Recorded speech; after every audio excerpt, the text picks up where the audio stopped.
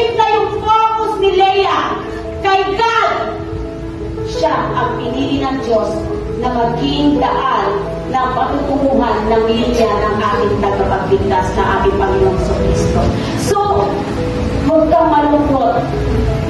Huwag kang manghinayang. Ang lahat ng bagay pag ipinagtatiwala mo sa Diyos, lahat ay gaganda. The best is yet to come kapag ang approval ni Lord ang ating hinanap, hindi approval ng tao. Amen po ba? The woman who felt unwanted became the part of the lineage of our Savior, Jesus Christ. Napakasarap. Kaya i-focus natin sa lahat, i-focus natin kay Lord. Do not focus sa mga bagay na temporary. Focus natin ang ating isipan sa mga bagay na permanente sa harapan ng ating Panginoon.